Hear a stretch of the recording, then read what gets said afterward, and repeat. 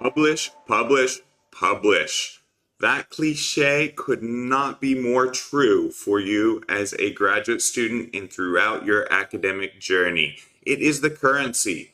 It is like money in the bank for you to accelerate your career, unlock higher opportunities, and become a rising star in your field, getting on that proverbial fast track. But how do you actually do it? Those of you who've been following our guide so far, we've taken you all the way to developing your paper, all but ready to submit for publication. And given how important this is to you, it's surprising that there's just so little training available. It's one of those things, once again, that you are just expected to figure out. What we're going to do today is demystify that process. We're going to do a live demonstration session, something that I wish I would have had as a graduate student, to help you know what to expect and overcome the many hurdles and obstacles that you're going to face along the way. And when you don't get this right, I've seen so many students feel demoralized and just have a terribly frustrating experience, and it just puts them off the whole process. We have a lot of new members in the group. Really excited to welcome you. Tyrone, glad to have you join us. Reza, really glad to have you join us too. Anastasia, welcome back. What I want to do, for those of you who don't know me, is just briefly share a little bit about Fast Track Grad for our new members, because we are building rapidly an open access community that is one of a kind. You can't get this anywhere else. And I want to take all those secrets, all those mistakes that I've made along the way and learn from, and share them with you here. Just a bit about me. I grew up in Texas and went to a small school there. My parents weren't academics. I didn't have any major contacts or connections. And through a lot of hard work and a lot of mistakes, a lot of guidance, support from great mentors along the way, I got to be a professor at Harvard and got to be a full professor and get tenure at Oxford by the time I was 30. I'm now coming to you from my office at University of Bocconi in Milan, where I found sunnier shores and could not be happier. And this is the way I want to give back to all of you and create this rich community for support, sharing, and learning from each other. So with that, I want to dive straight in, and I just want to put one more plug and announcement out there. The grand finale of this session, after we've submitted, we are going to have a great session with executive editor of the top journal in the world, arguably the Lancet medical journal, impact factor well in the 30s, and publishing there is like a gold mine for your career. After we submit the paper today, sometimes it's really unclear what happens. Where does it go? What process does it follow? We are going to go under the hood with Dr. Clark to understand what exactly happens and to understand what mistakes are so commonly made along the way, so you don't fall into these pitfalls either. So with that said, let's dive straight in. I want to share with you, like I said, these top tips and these things that you're going to need to know as a grad and as a member of our community for getting your paper published. So with that, I have a set of slides to share with you that takes us step by step through this process. So the very first thing that you're going to need to do to publish your paper is you're going to need to find the right journal. Now, ideally, you would have already done this, but many of you are doing this for the first time, which is why I wanted to make sure that everything about publishing is together. And in fact, I just want to activate a quick poll for you to see, have you ever submitted a paper to a peer-reviewed journal? Is this the first time you're doing it? Let me know by clicking that into the links. I'm just going to pop this up right now, and hopefully this will pop up on your screen. Publish. We are getting some votes, and you will see here as I publish this, some of these votes are going to come in, and I will update that as we go along. Coming back to it. So finding your journal. And I just had a conversation with one of my former postdocs, Dr. John Coltai. He's absolutely first rate now on the tenure track, doing fabulous research in the US. And lots of emails, go back and forth, conversations. Which journal do I submit to? and you might have complex teams trying to figure out, people have different desires, goals, wants for the papers. When you're just a grad starting out, this can be very confusing. So I want to share with you first, a couple tips to think about how to find the right journal to meet your needs and to give your paper the best possible chances. So there are really two fundamentally basic criteria to think about when finding the right journal for you that's going to help you in your career journey at this point. And you've probably heard of the first one, a term known as the impact factor of the journal, and a second one which really is around the fit, how well your paper fits into that journal. And ideally, you would want to optimize these two criteria. Now, I don't want to get into a long-winded discussion about impact factor, but impact factor really is, just like many other metrics and indicators for academics, it is very important for judging and defending in an objective way the prominence and prestige of a journal in your field. And career decisions are based on these. At the university I'm at, tenure decisions are made which derive from the rank and prestige of a journal, which in turn derives often from the impact factor. So I would be lying to you if I said impact factor isn't important. It's incredibly important. So you can't ignore it.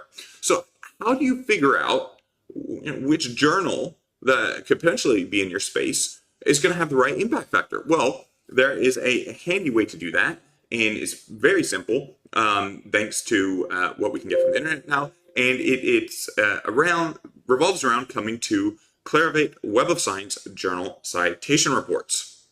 And so what you'll want to do is come here and look for browse categories that are relevant to you. Today, we're going to be submitting a paper from a brilliant member of the group, Courtney McNamara, who I've had the honor of working closely with. I'm really just her agent.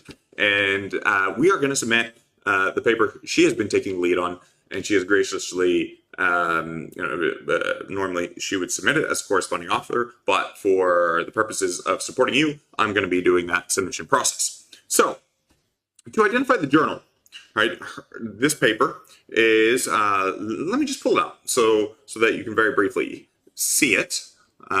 Let me get onto my central monitor so you can see my screen here. One moment. And I'm just going to pull up the file so you can see what we're looking at and where we're going, because this is going to run throughout. I recommend getting all your files related to the submission lined up, and I'm going to talk about that in a minute. And here we are. Here's the paper, Precarious Employment and Health in the Context of COVID-19, a Rapid Scoping Umbrella Review.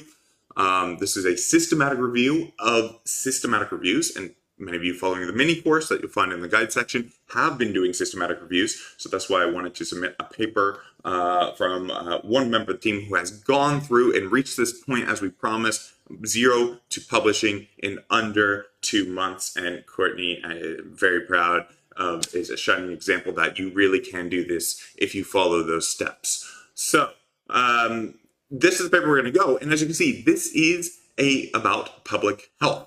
So that is actually what we're going to search for in the journal citation reports to find the right journal. So we're going to go click here, browse journals, and we're very simply going to go. Oh, and now we have a system error occurring. It's probably because I've got too many of these open at once. So we're going to start all over, and hopefully this will work this time. Let's browse journals. Okay, good. And hopefully this will not give me grief. Okay, great. Okay, so I have already got a filter applied because I was testing this earlier. And what you're effectively going to want to do is you're going to go into the categories of journals, and you are going to find the category that's closest to yours. So what did I do? I just typed in public health, but I've already got a filter on. So let me reset all the filters. Okay. Out of the 20,932 journals in the world, these are here. By the way, this is really good to do as well because there are a lot of predatory journals out there. You might already have started to receive emails, free submission to our journal, inviting you to submit. We'll publish any paper you write if you pay us for it. If you find a journal on this list, these are vetted and screened. You're not going to run into those sharks. So And now, as I say this, this is responding kind of slowly. Let's just put in the category health. Here we go. Public, environment, and occupational health. That is the closest category. Health policy and services could also fit, but that's the one I'm going to go with. You can actually put in multiple at the same time to search. And because I know that this paper has a lot to do with Europe and COVID, I'm going to start going through the list of I've now whittled this down to 376 possible journals to think of. And I'm going to get a short list of 3 or 4 journals. Now, sometimes I see people waste a lot of time because they say they try to submit to one journal, and the odds are you're not going to get accepted into the first journal you submit to. The acceptance rates on top journals are under 10%. In the case of a Lancet, it's under 2%. So simply, the odds are you're going to need to submit to multiple journals. So the best thing to do is to get a running short list of journals that would be good fit for you. Do this only once, get your co-authors to agree on it, and then you have a strategy for moving forward without wasting time and lots of emails back and forth. And I find this can be a nice way to also discover journals that you may not have thought about that could be good for your paper. Now, going in, because I have a fair degree of experience, I already had an idea of the journal that I wanted. But some of you starting for the first time may not know. Now, you may already have an idea because we talked about the nearest neighbor match strategy in writing up your paper, where you already found some journals where material similar to yours has been published. From your reviews, you've probably had papers included in your reviews that have journals that the conversation's already been happening in your space. And so I want you to note those because we're going to come back to those later. But as you can see, what I've done here is you'll see the different journals are lined up and summarized by citations. JIF is the journal impact factor, that all too important parameter that I mentioned, and percent of open access. Don't worry about that. The main thing we want to look at is the journal impact factor, and it's already by default stacked in that way. So we can go through and see the different options. So you can see a good option might be American Journal of Public Health with a very nice, healthy, robust looking impact factor. Bulletin of the World Health Organization. So these are definitely going to be on my list. Lancet Public Health and Lancet Global Health, these are relatively young journals, but look how quickly they jumped up to the top, this is a journal that opened up just a few years back, and you'll see this, there are new journals. If we were having this conversation 5 years ago, this wouldn't have been on the radar, which is, again, why it can be important to check this. Maybe you have some older supervisors in the field who aren't fully up to speed anymore, and this is a good way to make sure you're at the forefront. So, in my short list, I would put Lancet Global Health, and I would put American Journal of Public Health, and I wanted European Journal. European Journal of Epidemiology might not be the right one. And I'll just go through this list, and I will get a range from the highest ranking to some mid-ranking ones. And I'm just scanning here, not so relevant in here. Scandinavian Journal of Work, Environment, and Health, that could be very, very good. So that's on the list. Social Science and Medicine, I happen to know, publishes a lot of material like this, so that's on the list. And there's a few others here I want to go through. Globalization in Health, we are going to actually have a special session with the editor of Globalization in Health coming up. And the one that I am particularly going to look for and focus on, I've actually been on the editorial board of, is European Journal of Public Health, right here. So this is the process you can use. I want you to get a short list of your journals. And this is one good way to do it. The second criterion to think about in finding your journal is also to look at fit. So fit, it has different dimensions. Your paper might really, the top journal by impact factor might not be a good fit. The editor might have a different bent. Maybe you do qualitative research and that journal doesn't really publish any qualitative research. We know, for example, the British Medical Journal doesn't really publish qualitative papers. So you may have the most fantastic paper, but if it's not a fit for the journal, then you want to then take that off the list. So now you've got your journals ranked by the impact factor. Do your second pass and make sure there's a potentially good fit. And you find that to say, is there a recent paper in that journal on or related to my topic? Even better for a fit. Have they recently had a call for papers on my topic? We've had several journals have calls for papers on aspects of COVID. That's a very good fit because the editors are saying, hey, we want what you're submitting. Maybe there's a special issue coming up. And of course, maybe you have connections. I mentioned I was on editorial board. I happened to bump into the editors at a conference, and that's going to really increase the likelihood that my paper gets some attention. So impact factor and fit are two important criteria. And there's a third dimension I haven't put on here that's important, which may be very specific to you. For example, those of you working in economics, despite impact factor, despite fit, there's a heavy premium on publishing in a limited set of what are considered the best journals in the field. And that is just a tradition. It's just a practice, whether you agree with it or not. But you may have, even if it's not a fit, and it's not the best impact factor, you may feel career-wise that you really need to get a paper as a rite of passage in that journal. And you will know, and you will likely have guidance from your supervisors if that applies to you. But in general, I would say for the bulk of your submissions in your career, optimizing on impact factor and then through that on fit will be a good way to proceed. For me at the stage I'm at, I don't need to optimize these things, and I only really try to optimize them based on what's going to matter for the careers of the students that I'm working with. I often now just want to get papers out and make sure they have a smooth, easy ride because I have many things I'm busy with and I want to get on with it. Okay, guys, by the way, if you have questions, do pop them in the comments and I'll be sure to take them. There's a lag in streaming, so it will come to me and I might not address it immediately, but I will come to it. So finding the right journal. In this case, based on this parameter, I've got a short list of journals. We're going to start with European Journal of Public Health. Even though it's not the highest on the impact factor, it's got a very good impact factor, but it's a great fit. And I've got a connection with the editors, which means I'm pretty confident that they're going to send it out for review. And I'm going to show you how to take advantage of those connections as we submit.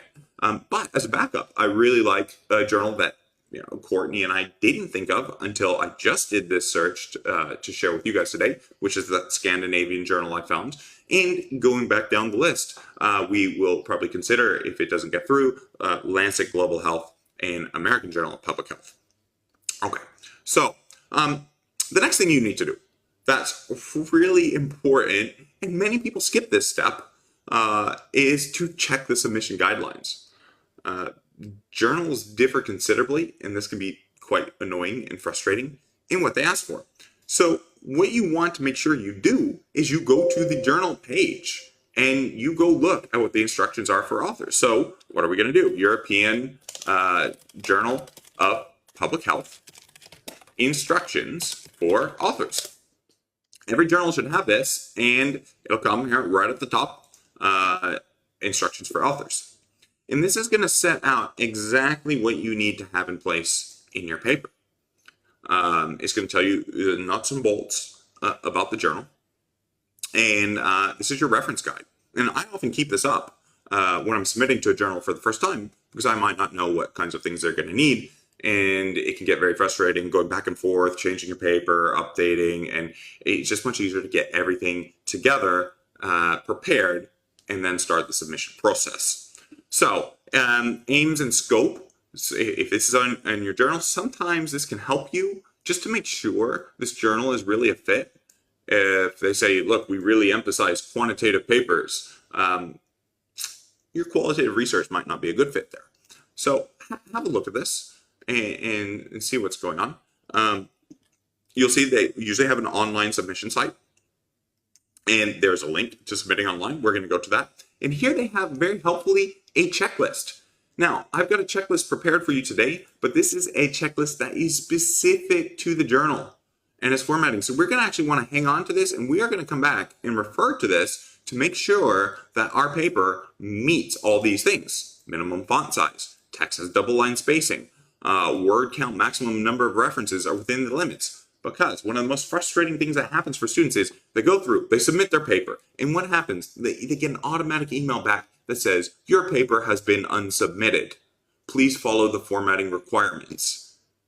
And it doesn't get unsubmitted immediately, but it usually goes to some desk assistant at the journal and says, this doesn't really meet the requirements. The authors need to get the formatting right. And it's before an editor has even looked at it substantively. So you can end up doing this. I had a student who got unsubmitted 5-6 times, wasted 2 weeks. Then it finally went to the editors and they didn't send it out for a review. This was a time-sensitive paper, and that is a lot of inefficiency. especially if you're working on a topic like Courtney is here, where there's a risk that she could get scooped because the COVID material is moving extremely quickly. So make sure you get this right. You're just shooting yourself in the foot if you don't take these right steps to prepare yourself. The other thing you're going to need to know is the format of the contribution. Where are you submitting? Now, in the case of those of you who have gone through systematic review series, you are submitting an original manuscript. So we know max 3,500 words. We know what our headings need to be. We know what our abstract needs to look like. References, tables, and figures. We're going to check all this and make sure it's all up to scratch. So again, they're going to come through and give us all the things we need to know. All the settings. It's going to tell us if we need to have any checklists. Well, we're a step ahead. Systematic reviews. We know we need to have the Prisma checklist. We've got that. We're going to continue down here and see we need acknowledgments, funding, statement of conflicts of interest. It has a key point section. It's going to get us to tell us what we need to do on the references. Hopefully by now you've seen in the previous videos, you need to you need to use a reference manager. So this will be important because we need to know which reference form to go into. So this is something I'm going to want to scan through and see if I can find very quickly. Here we go, references. Okay, so references must be typed with double spacing, numbered consecutively, and Vancouver style. Fortunately, the reference manager has the option to pick Vancouver style. So we're going to make sure we get that right and change it with the click of a button. By the way, I'm just going to come back and look very briefly. I want to see how our submission, how our poll is going. And as you can see here, no, 3/5 of you have not submitted. Several of you have in the context of a team, and some of you have. So that's great. This is going to help demystify the process for those of you who haven't. For those of you who have, I'm going to share with you some tricks of the trade here coming up that are going to help you optimize your chance for getting the paper sent out for peer review. And we'll take stock of this again a little bit later in the video. And let me just see, I'm going to come up here so you can see the results of that poll, how that's looking just there. Okay, so you have completed this step now of checking the journal requirements. And we're going to go now and start looking at our manuscript and continuing with our own personal checklist to go alongside it. So how's that going to work? So let me show you. So we've got the actual paper on the screen here, and I've got to turn to my other screen to look at this. And we want to make sure, let's see if I can pull this out. I want to get the instructions for authors right here alongside it. So you've got to see both on the screen. I'm going to go alongside, and I'm going to start checking everything. Okay, so here we go. We've got to check. We've got all these things to check. Now I'm going to cover a lot of these in the checklist that I've created for you, and I'm going to share that checklist with you just now. So the checklist I have and I use for almost all journals is a little bit different, and it'll cover 90% of what the journal is asking for. And it has a few basic steps to it. So first step, I want you guys to, you've been working on this extensively. You might have had multiple authors putting comments, track changes, floating things around. It is a recipe for typos. It's a recipe for errors. And nothing screams to a journal editor that you have done a shoddy job, or even a reviewer that you've done sloppy work, like having a howler of a typo or bad grammar, something sitting there. It's just one of those signs like, well, if you couldn't even take the care, the time and energy to get these basic things right, maybe the research is fundamentally flawed. Maybe you didn't do the right steps in that either. So don't make that basic mistake. You've done so much hard work getting to this point. Make sure you print out a copy of the paper, like I've done here, and reread the print version because you've been staring at it on the screen. And then, just go your hand through it, right? Read it carefully. It is a different way to engage your mind, a different way to engage on the page. And I can't tell you how many times I've caught things that weren't caught before, moving in this way, looking at it printed out. Okay, after you've done that, I want you to then start going through the electronic version and read that too for typos. And I'm going to do a quick scan of it together with you now. And the first thing we're going to want to make sure we've got tightened up title page, word count, and page numbers. So we're going to do a couple of these steps at the same time. So title page, your title page is usually going to have a very standard template, and I'm going to share this template with you so you know how to do it. Title in bold, authors' names in order with their affiliations, usually numbered like this, with the department, institution, and address. You're going to have the keywords. These keywords are important to pick wisely because you will see this yourself when you register for the first time to submit to a journal. You have to put your name in the database. When you put your name in the database, you specify your areas of expertise. What these journals do is they take those areas of expertise. Say I put social determinants of health, or say you put, I don't know, linguistics, whatever it is, that is going to automatically trigger the editor to go into their database and look for reviewers based on those keywords. And down the track, these keywords are going to be important for helping people to find your paper when they search PubMed or other journals. They're also going to be important for helping you get citations. So you want to think about your keywords carefully. This is going to shape the direction your paper goes when it goes out to independent, anonymous peer reviewers. You can see here, Courtney's the corresponding author, and we've got the word count. Pro tip, you always want to check your word count. Again, it's another one of those sloppy things when the word count is off, and that can often happen after formatting changes. So we're going to do that step. We're going to check the word count, and you'll see I put page numbers. You always want page numbers because this is going to make it easier for your reviewers. It's going to make it easier for you down the track to engage with their comments. So just a simple thing. If you don't do it, you're going to get frustrated later. Put page numbers. Okay, so this is very standard. I mean, I could do this kind of title page in my sleep because I've done so many of them. The next thing you're going to want to check, going down our checklist here, just sharing that again, popping that on the screen, is the abstract formatting and the section headings, as well as the fonts, figures, tables, and references. Now we're getting to the nuts and bolts of the paper. And just to pull that up, now it is a good time, it makes sense to check here exactly what this involves. So they have specifically said here, for example, the abstract is structured under backgrounds, methods, results, conclusion. Let's go ahead and check that. Background, methods, results, conclusion. That's looking good. You know, sometimes journals, if they see the abstract is not structured for them, they get the false impression that this paper is a leftover, that you submitted it to another journal, it got rejected, and you just automatically popped it into their journal and submitted it. It didn't take the time and care, and that they're just kind of your second choice. That doesn't exactly help and inspire the editor to want to send your paper for review. Editors want to be the journal, the go-to journal for people in the field. That's what they're trying to do. So make sure that it fits for them. Same thing, main text is structured on the following headings: introduction, methods, results, discussion. Okay, let's make sure we got everything lined up. Introduction, I'm just scanning through, methods, results, and, no, see, exact error. Good thing we checked it. It needs to be discussion. And Courtney, I know you're also watching. This is right. This is confusing. I would have made this. This is quite confusing because why? You think it would just be discussion. But there you are. The other way to check this is to go to the journal itself and look at one of their recent papers that they've published, because it will be published in the right format and for that journal. And that's another good way to check it.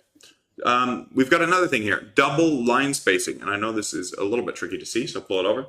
Double line spacing throughout the main text in the reference list. Minimum font size of 11. Okay, well, we definitely don't have double line spacing. So I'm going to fix that very quickly by coming to the top, highlight everything, coming through to the references and even figures. I'm just going to go paragraph here and put line spacing at double. Okay, good. Let's see what else, because we do not want to get unsubmitted. The word count references are within the limits for the contribution type in accordance with the quick guide below table 2. So maximum words, we're within the word limit. The abstract is 250. We're going to check that very quickly. References 40, tables, figures, max 4. So let's take a look. Tables and figures. We have too many tables and figures.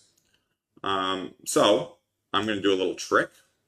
I'm going to call this table 2A and 2B. Problem solved. That is not really what you should do, but it is one of the tricks that I use when you need tables to make it look like they're a set of tables that are together. Sometimes I'll push back on this, but I don't want to spend too much time on it. So this is sometimes a trick that I have used just to get through the first part. So this is all nicely lined up. We've got a good table and figure. Oh, this is, there we go, table 2A, 2B. I need to go in the main text now, and every time tables are mentioned, update that. So very quickly, I'm just going to find every time table is mentioned, table 1, table 2. So table 2 is now table 2A. Table 3 is table 2B, table 2A, table 2B, and hopefully that will have been everything. That is everything. So we have now brought ourselves closer into line with the journal requirements. And let's continue through here. Okay. So I'm going to keep going for this, but you want to make sure you do this. The other thing you want to make sure is your references. Sometimes references really go haywire, and you just want to read them closely to make sure the fonts are right. There's nothing goofy going on like this. Okay, here's something goofy going on. What on earth is that? I don't think that's the right journal. So I'm just going to kind of manually check this because we're about to submit it. And you see how easy a mistake like this is to creep in. And you're going to end up getting unsubmitted and just a massive headache. Okay, actually, no, it's okay. It's a Japanese journal, which is fine, but the formatting's obviously gone crazy. So we're actually gonna put a little parentheses to make sure it's not an error, and just put in Japanese. There may be a better way to do this, but I don't want it to get unsubmitted for some dumb glitch. Met archive. Okay. These other references, just do your last check, are looking pretty good. URLs are looking good. And that's looking ready to go. So just come back to our checklist. Then there's another couple things that the journal has specific instructions. It is going to need, we saw earlier that the references are in Vancouver style. They definitely are. There need to be 3 to 5 bulleted key points after the main text before the references. And we definitely have that here, because we have taken the right steps to prepare. And that we also have then funding statements, last steps, contributions, additional requirements. Okay, this is looking good. We are now ready to start submitting. That is our pre-submitting checklist. But wait, no, we are actually not ready to start submitting. There is actually more. But wait, there's more. And these are things that you need to get done before you start the process, because what happens is people get frustrated. They start the process and they're like, oh, I didn't think about that. Oh, what a pain. And they get set back and they end up having to start over multiple times and they just hate their life. So, 1, standard requirement, make sure all your co-authors have approved and signed off on the manuscript.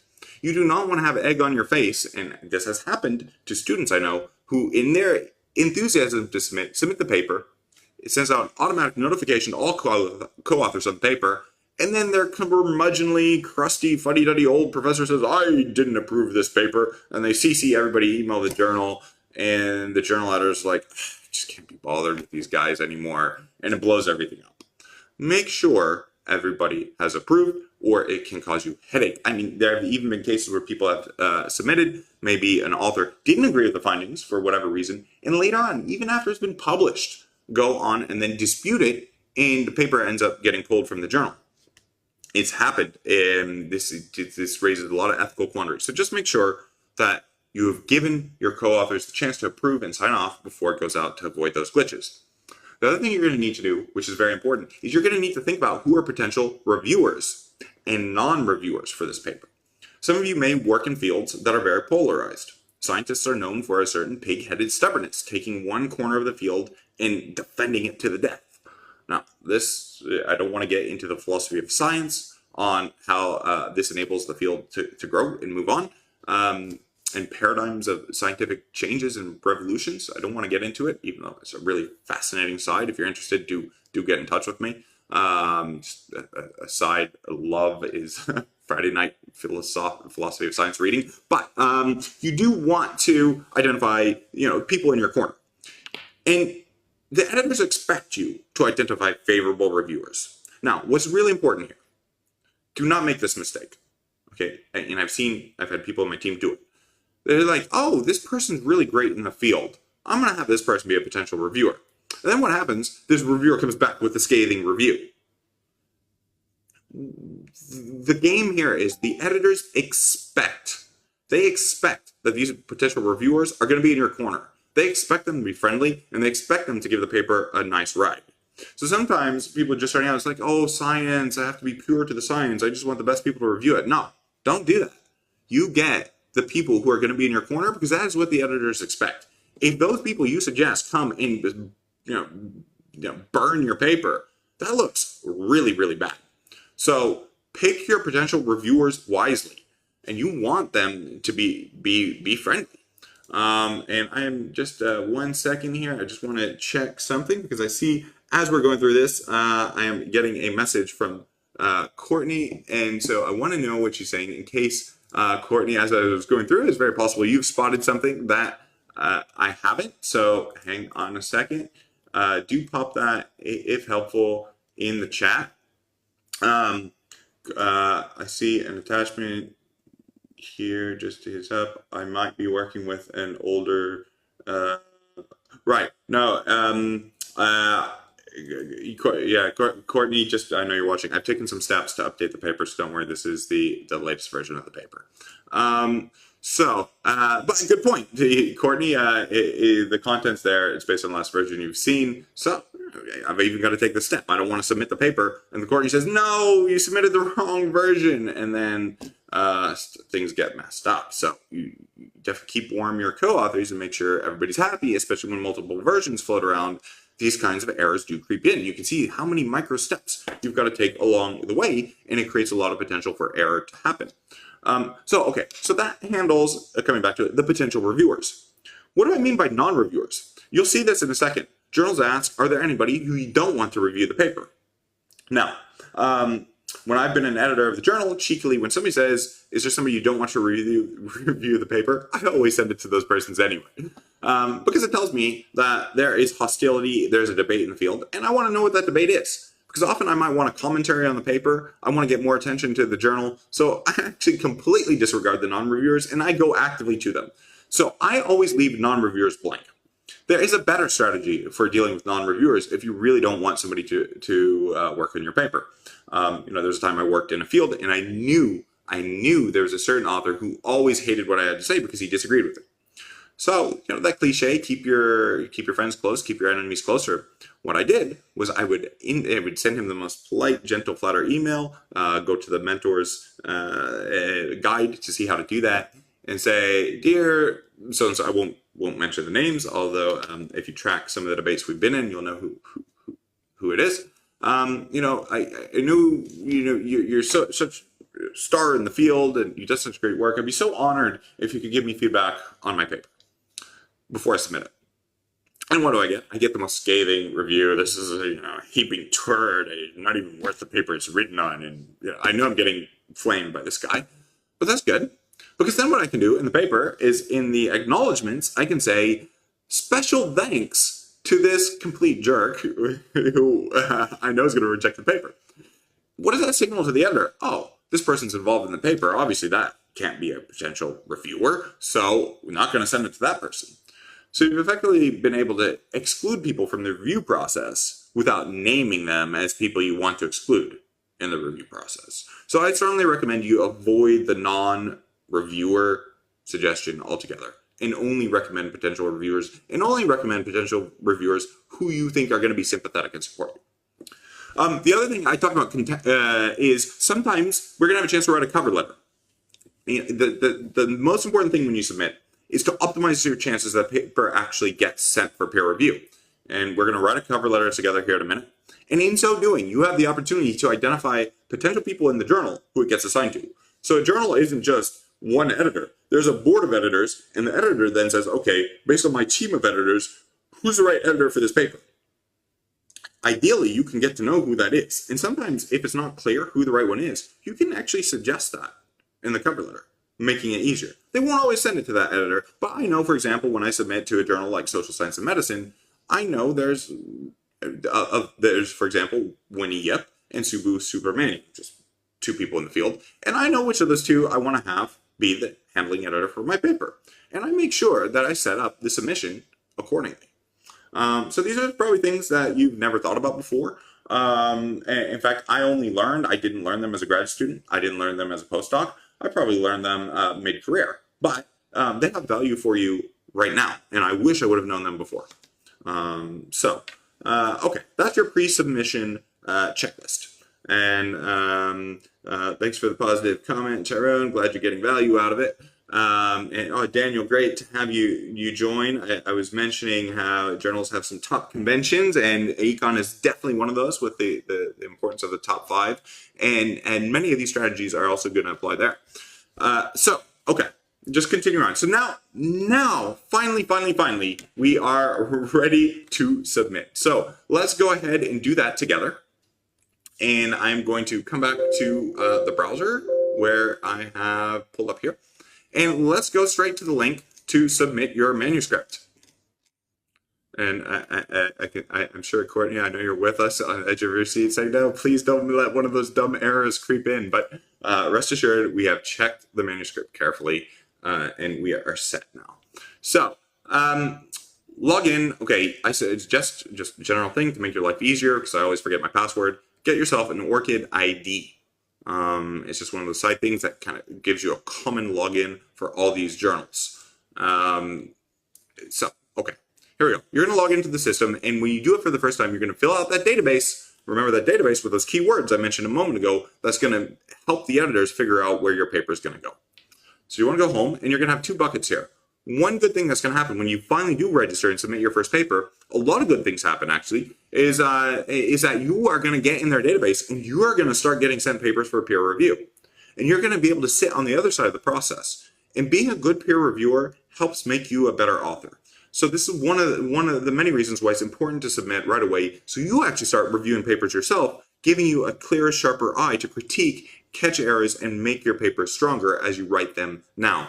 Some of you might even ask your professors. Your professors are very busy. I talked to the mentor strategy, how you can help them. One is say, hey, I know you're very busy. If at all possible, could I peer review a paper?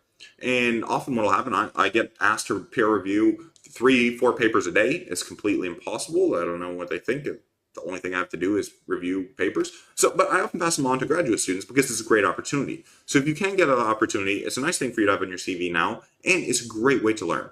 Okay, so you'll get in the database. So you're going to come here to author, and I'm going to start a new submission here. So very simple, begin submission. And you're going to see there's a whole bunch of boxes to tick. Now, fortunately, we're not going to get held up and think, oh, what type of article? Because you've already looked it up and you're prepared, so that you can have a smooth ride. It's an original manuscript. What's the title? We've got our paper up, so I'm just going to start copying and pasting stuff up from the paper. So here's the title. What's the abstract? Good thing we got the abstract, and I know that the word count is right. I'm just going to, and we know the structure is right. I'm going to copy and paste it in. 250 at 250, right on the money. Co-author consent, yes. You had to check that. Key points, that's a particularity of the journal. Here, not all journals have that. That's why we checked it. Here's our key points. And then you're going to see a bunch of little questions. Are you republishing other images? No. Does your paper contain supplementary data to go online only? We actually do have a couple of appendices, and so I'm going to say appendices. 1 to 2, and save and continue. Now, we're going to go straight through and upload the manuscript. So, here we go. Very simple. We're going to select the file, and I hope you have put your files all in one folder. It makes life a lot easier. Make sure you get everything together. And here we go. This file is the main document. We're going to upload it. Now, what you can see this journal in particular has, which they haven't, which they specified, and I just want to share this with you, is they said that in their guidance, and sometimes their guidance isn't always right, the tables and figures are appearing only once throughout the documents. They may either be in the main document or in separate files. And the figures in separate files only, but there may not be any duplicates. So this says they want the figures in separate files, and usually they want them in separate files to make them easier to manage. So what am I going to do? Annoyingly, I need to remove this, and I need to separate my figures out into a separate file because I missed that step. And you can see how you can very easily give yourself some headache if you haven't gone through everything correctly. So I'm remove the file. I'm going to very quickly come back to my Word document here. I'm going to pull out the figures and create two separate files for them. So what do I have here? I'm going to take figure 2 and I'm going to make that into a new document that I'm going to call figure 2. Okay, and I'm being very careful I don't get any annoying formatting areas here. Okay, figure 2. Right, and this is important because if you don't do it, these journals will unsubmit you and you will waste time. And it's kind of like, I don't know if any of you ever watched the show Little Britain, but there's a skit that I always liked where somebody's trying to do something on a computer, and the response is, computer says no. It's like, but wait, I have an appointment with the doctor. No. And they come back and say, no, computer says no. And it's a bit like this with the journals. I'm trying to upload my papers. Good papers, timely.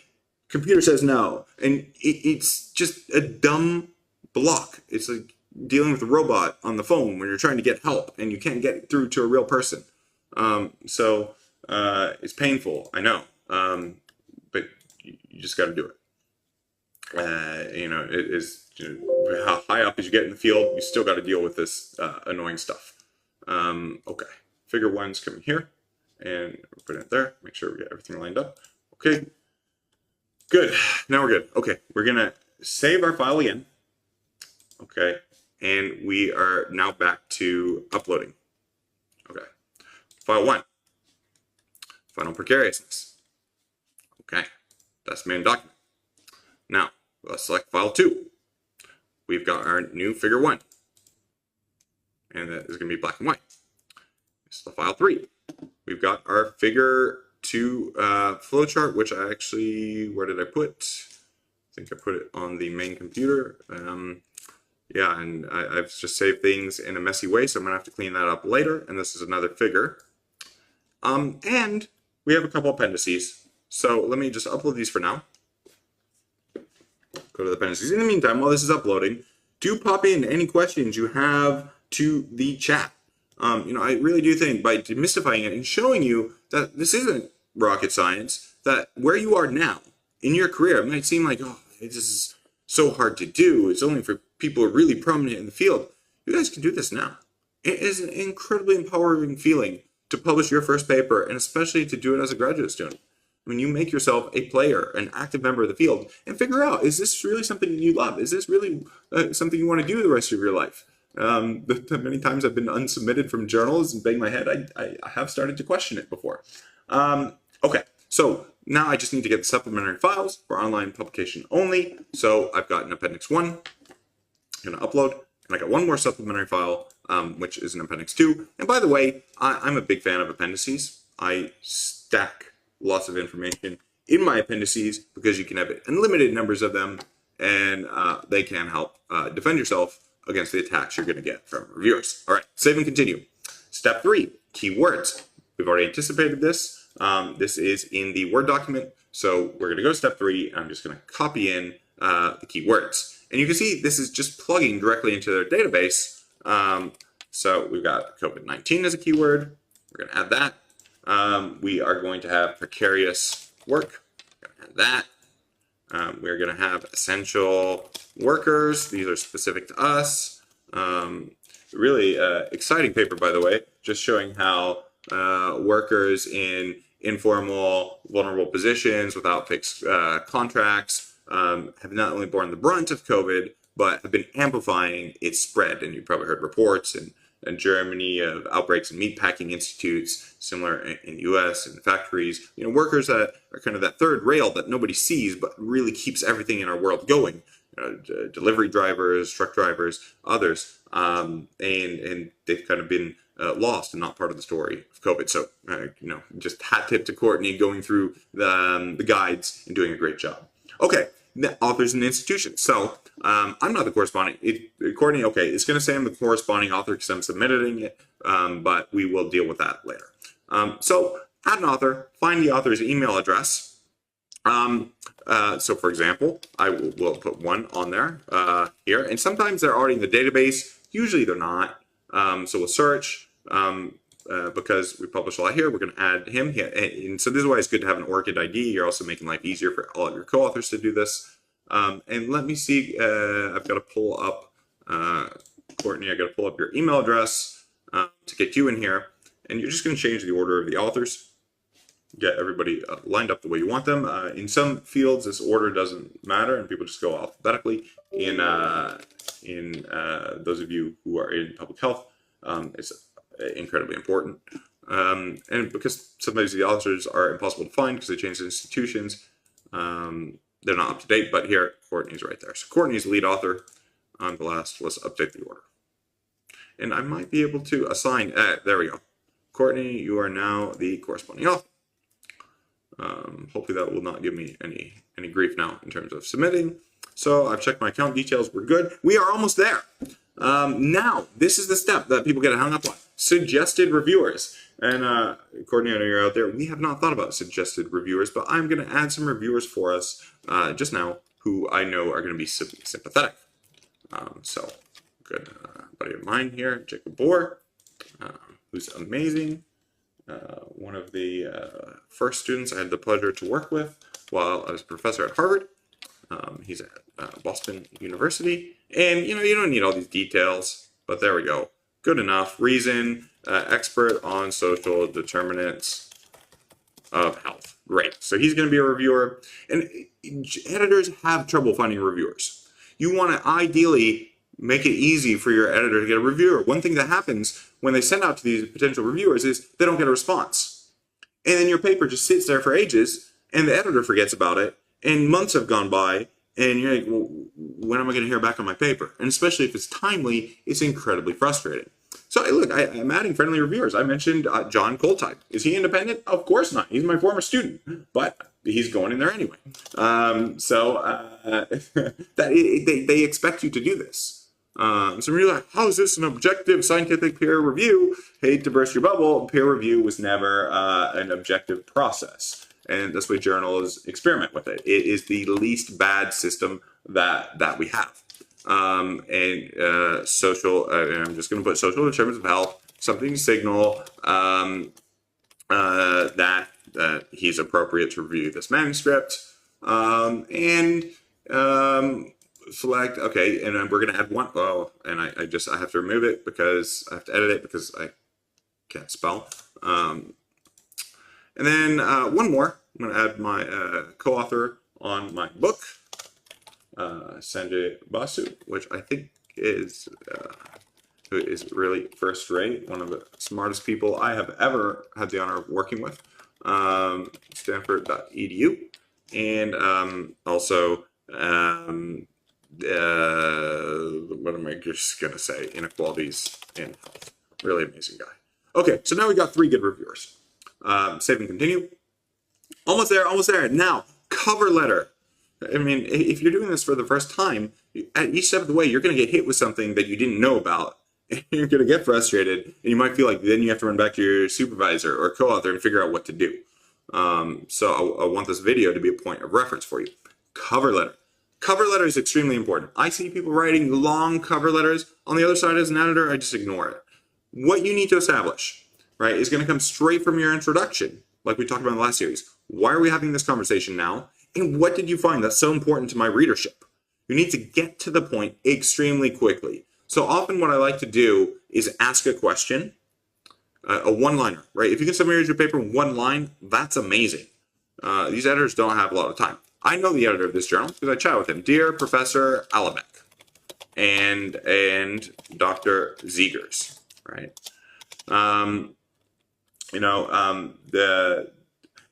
Will COVID-19 disproportionately put some of the world's most vulnerable and precarious workers in harm's way? I'm actually writing this in relatively late terms to open this up because I know that the manuscript's going to be technical. So I want to make sure whichever editor is taking a look at it, whatever their field is, right, at the British Medical Journal, is often junior doctors who are looking at this and actually don't know anything about research. You want to make sure it's accessible. They're not going to punch you back and say, well, your cover letter wasn't very technical. You guys aren't good. No, make it simple, because they actually want to reach a wide audience. They're already thinking about, can this get news headlines in the top journals? The top journals are competing for media space. So will COVID-19 put some of the world's most vulnerable and precarious workers in harm's way?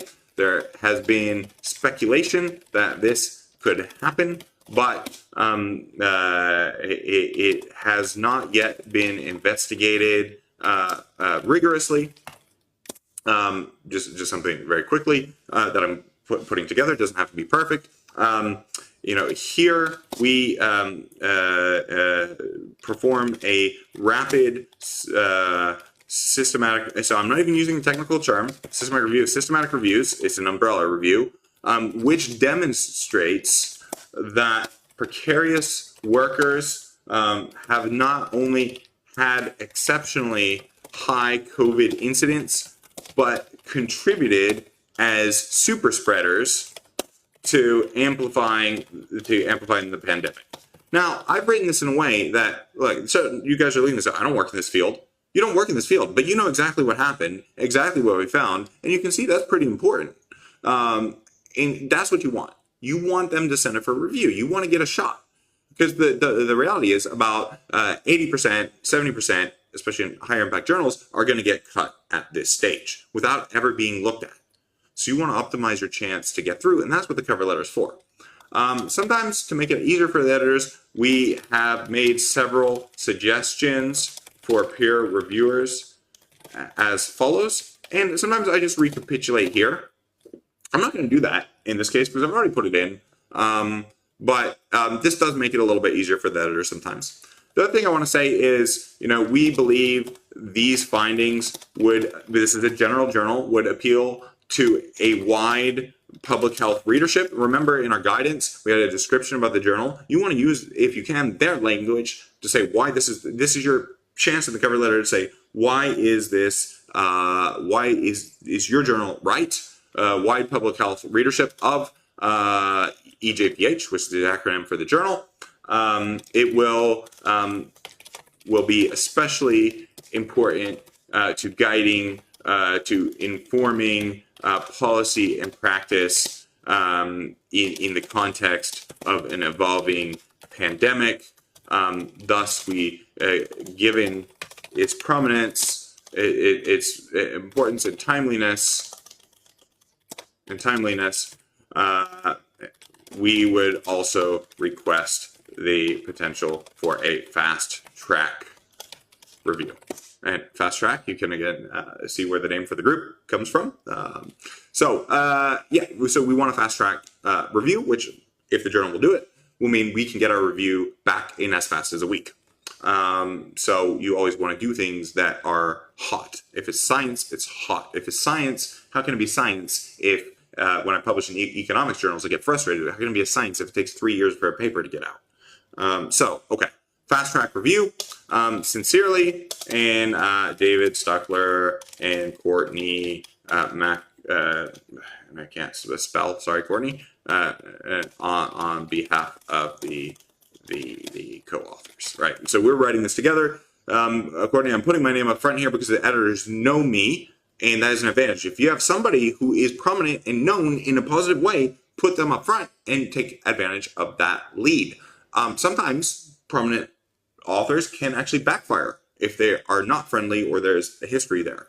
These are small, closed networks, and that can work for you. It can also work against you. So that's good enough. That's all you need. Look at that. Just a few paragraphs. I see so many write these exceptionally long, formal pieces. Don't need that. Cut through the noise. Write a simple cover letter. Is there funding to report? And I think, Courtney, you do have funding. So, and I have funding as well. It's in here. So mine didn't go into this, but you do need to enter your funding. So we're going to add Courtney's funding here. CM is supported by this. And the grant award number is here. Oops. We are almost there, guys. Almost there. CM was not found in the fund, but we're going to continue with it anyway. Number of black and white figures, 2, 2, It's not a revised submission. Confirm, confirm. Conflict of interest, none. Number of words in the main text. Oh, yes, that is something I just needed to check. We got to always check it after. But we've already done this. We can change the words to 743. The number of references, have everything lined up. We've got 27, which is in the limits. If you're outside the limits, they're going to unsubmit your paper and you will hit your life. A number of color figures. Okay, let's go back and fix that. Color figures is a goose egg. And almost there. It's almost there. And file upload 1 has failed to convert. There is always something. File will not display in the proof. Okay, let's take a look at that.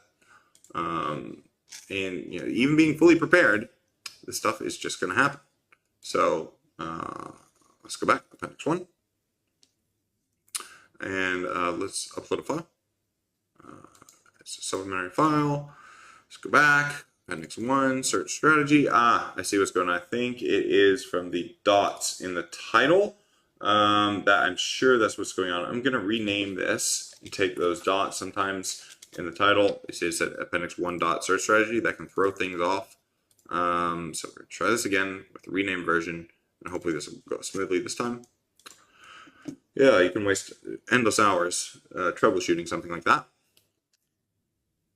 And, we are coming to the end. Now I can click here, go back to review and submit. It's going to ask me to review the PDF.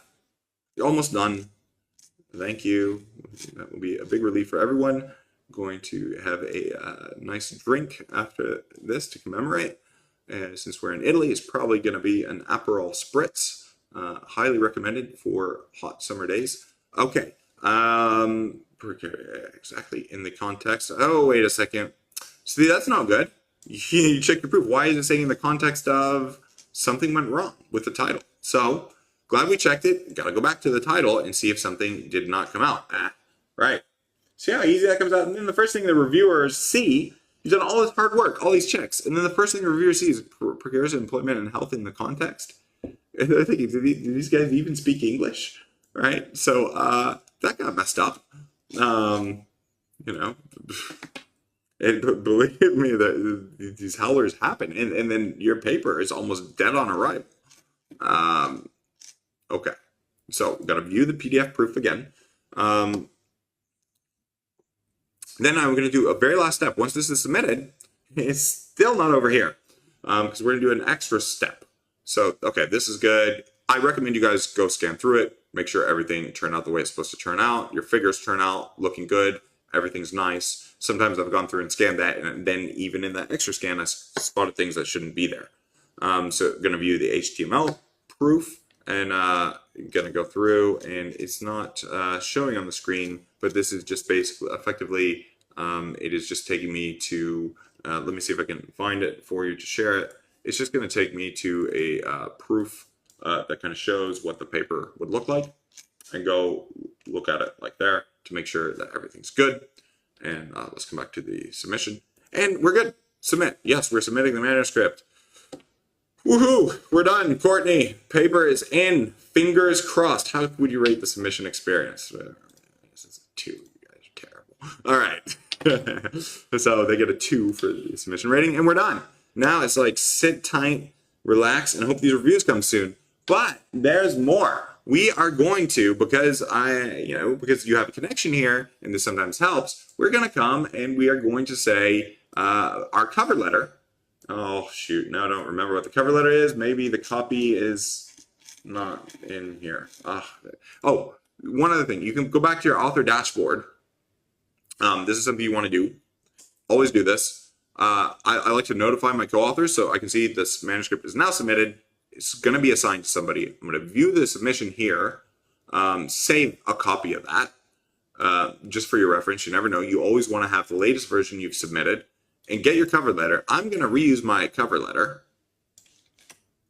and I'm going to just flag to the editors, hey, I've got this really timely paper coming through, because I know them. All right, and the title is EJPH. I'm going to send them in the reference here, what it is. So you can see here, I'm going to write to Dinica, because she has a little more time. She's office. Dear Dr. Zegers, will, here we perform rapid systematic review. We believe this is sincerely, and I'm just going to put a thank you for your consideration. And, this is going to bring it to their attention. You don't want to annoy them. So I don't like doing this out of the blue. And sometimes you might do this in advance. If you know you have a specific topic or you really want to see if it fits into the journal, you can get in touch with editors in advance. You go look in the journal's editorial board website, and see. But this possibility has some. Anyway, I'm not going to think about it too much, but I'm going to put this in here, and I'm going to copy in. Courtney. Courtney, where are you? There we go. And fire that off. And I'm going to go further. I'm actually going to attach the submission that I just saved and send it to them. So they've got it. They've got everything. In fact, I'm probably going to send a Word document of the manuscript itself, just to make life a little bit easier. So I'm going to send this Word version because sometimes the editors will just want to send off the Word version to get it quickly out to people. So there we go. And that is the follow-up step. That is key. I have alerted the editors, hey, this paper has come. Watch out for it. And hopefully get it under review for us as soon as possible, taking into stock our fast track.